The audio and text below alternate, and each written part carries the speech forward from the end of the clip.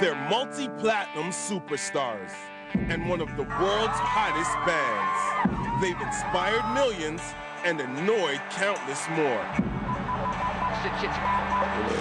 They began as basement unknowns, then hit the brakes while on top of the world. So the question is, how did three tattooed punks from suburban San Diego go on to become one of the rudest, lewdest, most successful bands in the world today?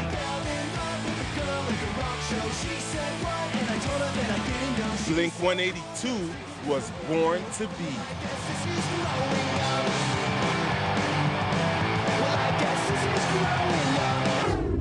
My mother always wanted me to be a lawyer. A doctor. An architect like my father. My dad insisted on medical school. I was always expected to be a part of the family business. A bank manager. But I was born to be.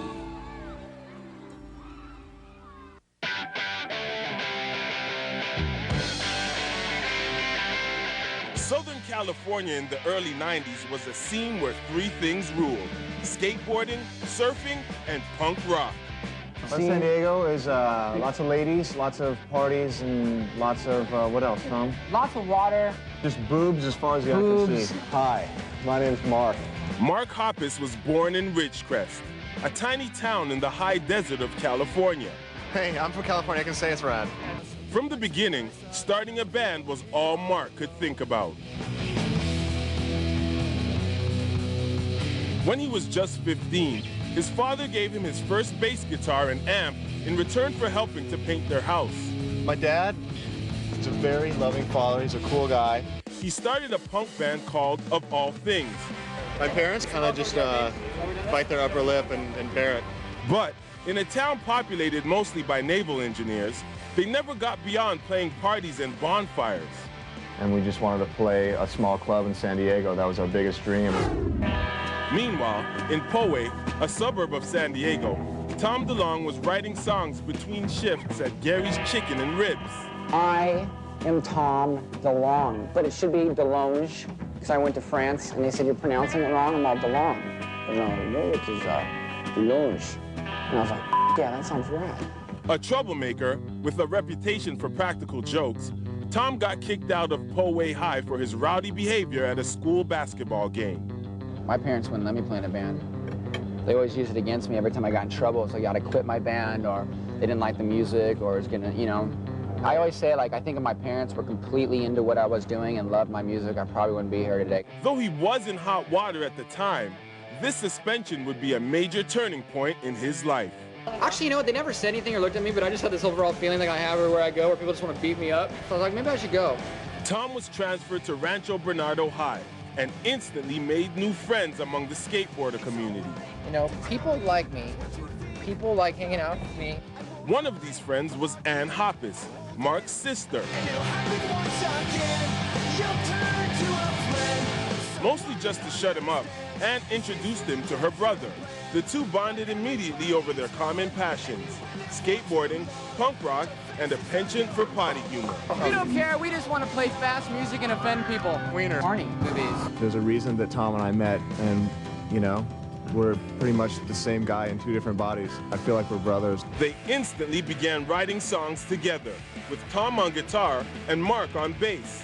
Just as a generalization, the songs that I write the lyrics for, I sings, and the other songs that I write the lyrics for, Tom sings.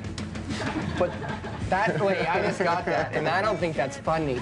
From the beginning, they knew they wanted more than just a few laughs jamming in Tom's garage. So when you start a band, you always hope to God that you'll just end up playing in front of people. To be a proper band, they needed to fill out their sound. At a party, Tom met Scott Rayner, a local drummer also itching to start a band. The three began jamming in Scott's sound-insulated bedroom and were soon practicing every day. You start out as this punk rock band, and, you know, you don't care about anything, and you just have fun. You sleep on people's floors and break things and just entertain each other. They went through a series of band names reflecting their irreverent sense of humor. For a long time, we were calling ourselves Matchbox 20, but I guess somebody else already has that name.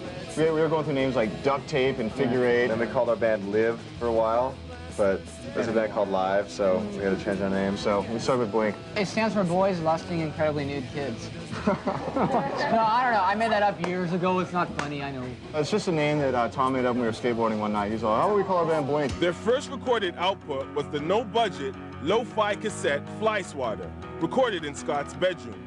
It was enough for them to land opening gigs in San Diego's all-ages scene. We were this stupid and lame before we started a band. And then we started a band, and then we decided to take our stupid, lame antics across the world. We want to make people happy. We want to make people horny. There's a kid in my class that got a boner at PE in high school. He was wearing sweatpants. It was really embarrassing, so this song goes out to him. With their silly name and stage banter that usually fixated on bodily functions, Blink would have seemed merely a joke if they weren't so serious about their music. I don't know what people think, you know, I don't know what people are saying or whatever, but no matter what, we're gonna try and make the best music we can, and we're gonna do it for ourselves. It could be something beautiful. It could be something that you never hope happens again.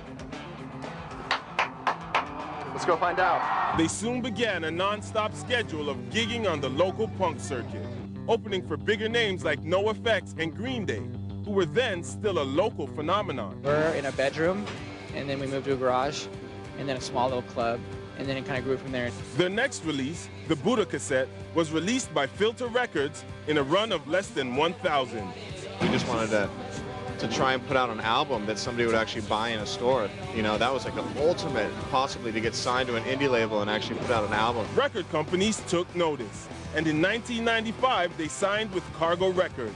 They immediately made the trek to Los Angeles for the recording of their first actual album. When we come back, exit Blink, enter Blink 182.